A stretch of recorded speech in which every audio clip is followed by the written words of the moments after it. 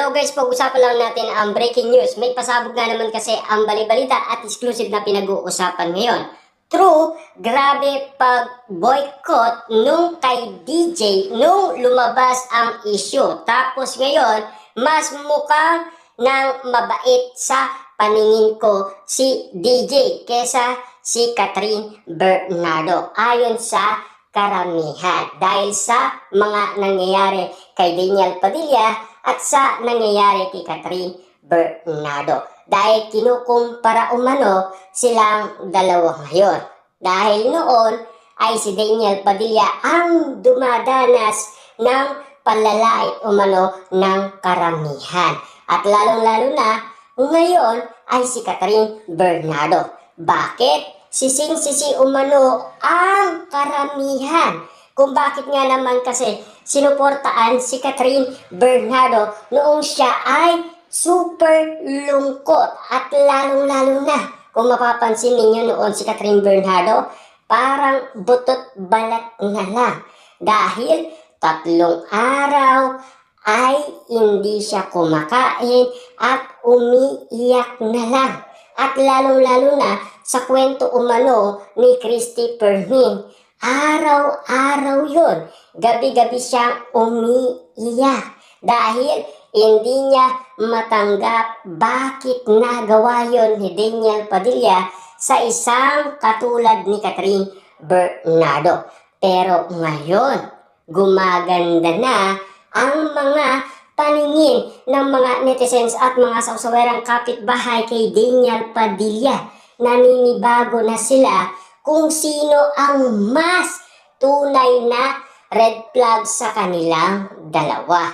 Samantalang kasi si Daniel Padilla focus lang sa kanyang trabaho dahil nagkaroon siya ng incognito na teleserye na talagang naging patok umano sa karamihan. At lalong-lalo na nagkaroon pa ng award si Daniel Padilla. Diba?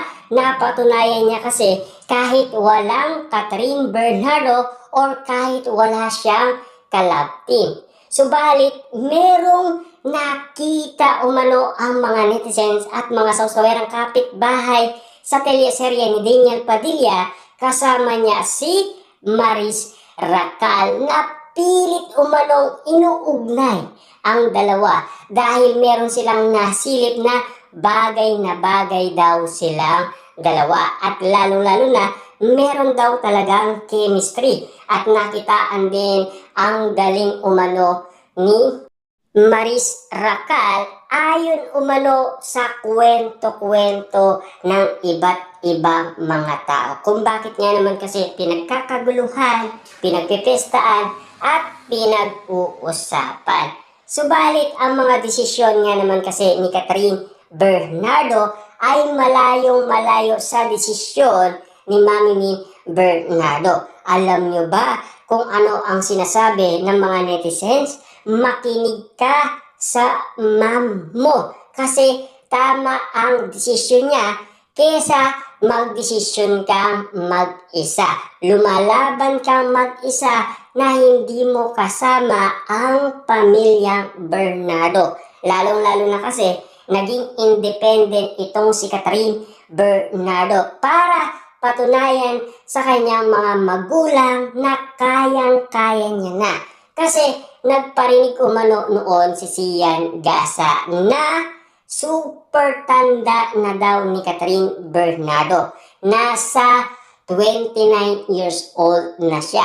Alam niya na ang ginagawa niya. Siyempre, alam niya na rin ang tama at mali. Kasi noon pinag-uusapan na kinukontrol daw ni Mami Min Bernardo si Catherine Bernardo sa kanyang tunay na pag-ibig. Kasi ayaw umanong ipakausap si Catherine Bernardo kay Daniel Padilla. Kaya nga naman kasi unti-unting lumilinaw kay Daniel Padilla ang bawat nangyayari umano sa kanilang dalawa ni Catherine Bernardo. Lalo-lalo na kasi kahit walang Catherine Bernardo, kaya niyang patunayan ang kanyang sarili. Hindi niya na pala kailangan ng Catherine Bernardo para meron lang mapatunayan ang isang Daniel Padilla. Kahit mag-isa lang siya, pwedeng-pwede pala yun. Kasi ang ini-expect ko ng karamihan, di ba? Kawawa na ang Daniel Padilla kasi iwalay na sila ni Catherine Bernardo. Papaano na yan si Daniel Padilla kung walang Catherine Bernardo? Hindi na sisikat yan. Ayon kasi sa mga pinag-uusapan last 2023. Subalit, ang pagkakataon nga naman kasi napunta kay Daniel Padilla. Lalong-lalo na parami ng parami ang mga sumusuporta umano kay Daniel Padilla. Kita nyo naman, no? Nakita ang usay sa pag-arte dahil kitang-kita talaga yung mga mata ni Daniel Padilla na talaga mugtong-mugto sa kagalingan. Kasi iba't ibang mga reaksyon ang nagagawa ni Daniel Padilla kapag siya ay umaarte sa incognito na talagang nagbigay kulay at daan para maging successful umano si Daniel Padilla at lalong-lalo na mas lalo pa daw itong gumagwapo ayon kasi sa karamihan lalong-lalo na sa mga Dilulu fans at lalong-lalo na sa ginawa umano ni Daniel Padilla na ginupitan ang sarili dahil kinalbo kasi. Dahil ayon sa mga netizens at mga sawsawerang kapitbahay, hindi niya na kailangan pa ng barbero or lumapit pa sa salon. Kayang-kaya na pala ipakita ni Daniel Padilla na gupitan ang kanyang sarili.